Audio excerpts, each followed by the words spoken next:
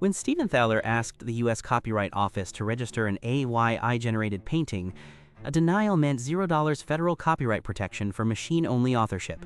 The application was denied. For inventor Stephen Thaler, this wasn't just a rejection of one piece of art. It was a legal challenge over who counts as an author under U.S. law. In a 2023 ruling that would echo across the entire tech industry, a federal district court judge affirmed a single foundational principle: an author must be human. Citing the Copyright Act and judicial precedent, the decision upheld the Copyright Office's refusal to register A Recent Entrance to Paradise, a work autonomously generated by Thaler's creativity machine. Thaler had listed the creativity machine as the author and himself as the copyright claimant, with a transfer statement citing ownership of the machine, and argued the denial was unlawful and contrary to the Copyright Act. But the courts were unmoved. The verdict drew a hard line, a legal boundary between human creativity and machine output. From that point, works claimed as autonomously generated without human authorship faced the same registration problem. The question was no longer if an AI could create, but if the law would ever recognize it. The test case arrived not as a complex algorithm, but as a simple two-dimensional image: a recent entrance to paradise. The work's origin was absolute. It was generated autonomously by a system its creator, Stephen Thaler, called the creativity machine.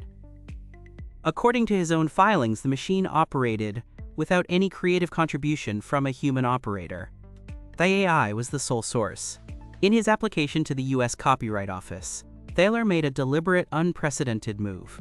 He listed the creativity machine as the work's author, a direct shot across the bow of centuries of legal tradition. He named himself merely as the claimant, asserting ownership on the basis of the work-made-for-hire doctrine. His argument was a direct challenge to the office's human authorship requirement. That AI should be acknowledged as an author where it meets authorship criteria, with copyright ownership vesting in the machine's owner.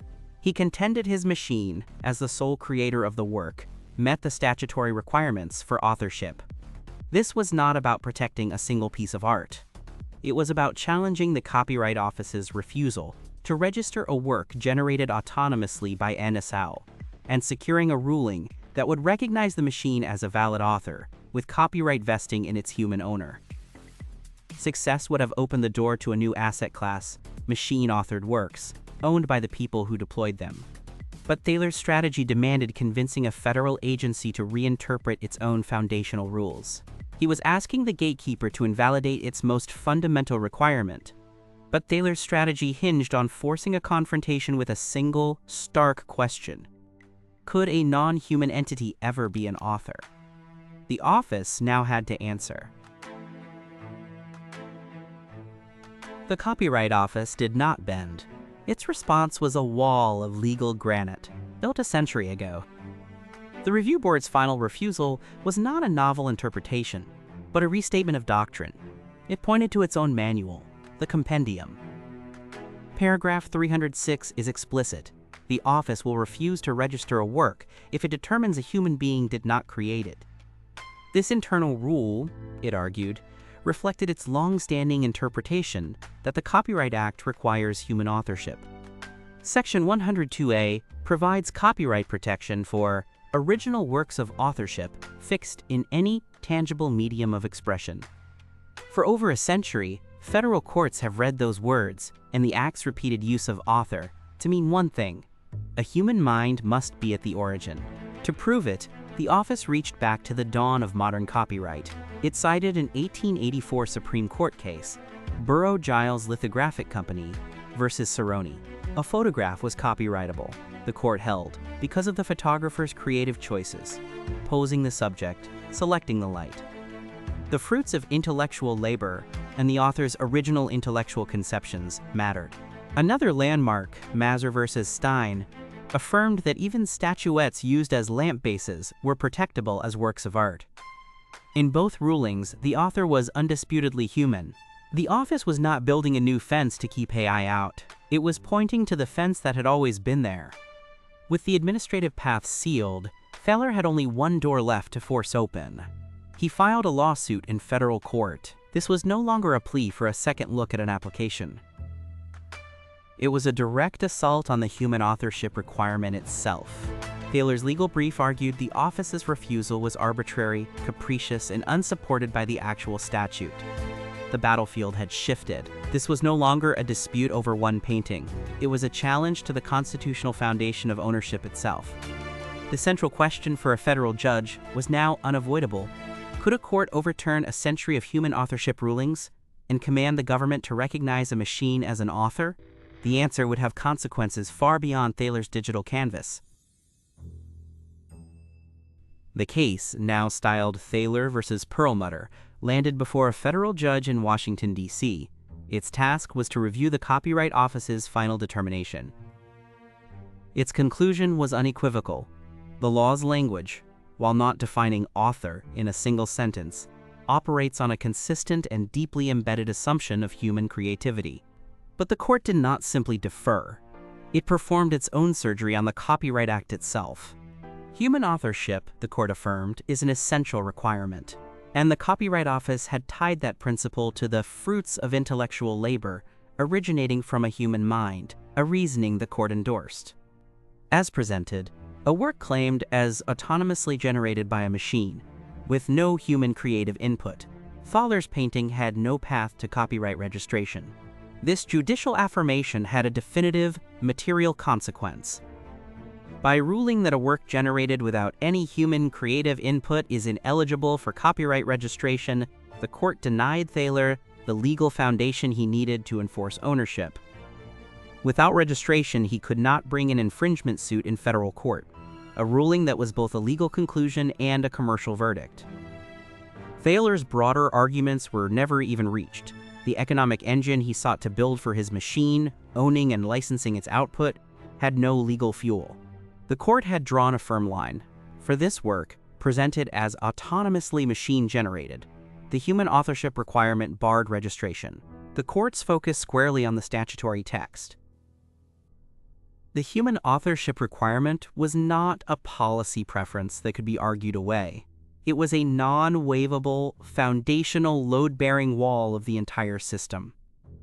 The ruling addressed registration eligibility for works claimed as fully autonomous.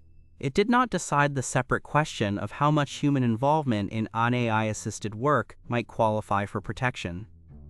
With both the district court and, later, the Court of Appeals upholding this judgment, Thaler's legal path narrowed to a single, final step. The dilemma was now stark. Would the Supreme Court agree to hear a challenge to a principle woven into the very fabric of American creation law? The answer would define the battlefield for a generation. Thaler took his fight to the final Court of Appeals. The result was a foregone conclusion. The D.C. Circuit upheld the district court's ruling in full. A unified judicial front, from the Copyright Office Review Board to the federal appellate bench, was now unanimous. The message was clear. Under existing U.S. law, for a work presented as autonomously generated by a machine, authorship requires a human. No exceptions were recognized at any level below the Supreme Court. With every standard door closed, Thaler's legal team made a final, desperate move. They filed a petition for a writ of certiorari, the legal equivalent of a final appeal to the nation's highest authority. They were asking the Supreme Court to hear the case of a machine that wanted to be an author. The government's opposition brief was a masterclass in legal finality. It argued there was no reason for the court to intervene. The argument was almost insultingly simple. The decision for closing non-human authorship did not conflict with rulings in other circuits. The statutory language was clear. The line of holdings was unbroken. They contended the case was a poor vehicle for review. Thaler had admitted the work was created autonomously by a machine and failed to identify any human author. Long-standing Copyright Office practice already confirmed the requirement. In March of 2026, the Supreme Court issued its response. One line. A denial of certiorari. No commentary, no dissent, no explanation. With that single, unsigned order, Thaler's multi-year legal campaign reached the end of his current appeal path. A denial of certiorari does not mean the Supreme Court agrees with the lower court. It means the court declined to hear the case. The D.C. Circuit's judgment stands for this case and this theory of autonomously machine-generated authorship. But a cert denial creates no precedent and does not bind other circuits. The Dortoe I authorship, at least for Thaler's autonomous authorship theory, remained closed. But the Supreme Court left the larger question for another day. The battlefield had been cleared. The dilemma now shifted from the courtroom to the boardroom.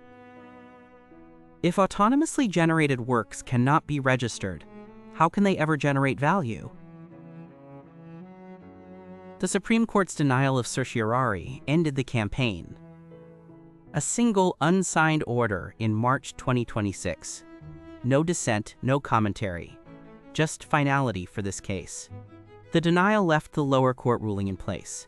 A work presented as autonomously generated by AI without human creative input has no path to copyright registration under current U.S. law. Thaler's work, as he presented it, had no registration path on that theory. The D.C. Circuit's judgment stands. The commercial reckoning has begun, so business did what business does. It pivoted. The battlefield moved from the courtroom to the ledger. If you can't register the machine's autonomous output, you must control the pipeline. Getty became a useful contrast. Instead of trying to own machine-only output, the strategic fight moved toward licensing, training data, and controlled source libraries. The market rewarded companies that bet on defensible inputs rather than unregisterable outputs. The new consensus crystallized. Value isn't in the automated artifact. It's in the proprietary data, the curated inputs, and the human-guided process. Thaler's saga, from the creativity machine to the Supreme Court's doorstep, clarified the current posture for this case. I is a tool, not a titan. An instrument, not an inventor. The durable moat isn't a copyright on the machine's painting. It's the unique dataset fed to it, the human-led creative direction, the defensible transaction flow around the result. The castle walls are now built from data and design, not from the output alone. The frontier, however, has simply shifted. The Supreme Court's denial left the larger question unresolved. The precise threshold of human-AI collaboration, how much human guidance turns an output from unregisterable into protectable property, is the new battleground.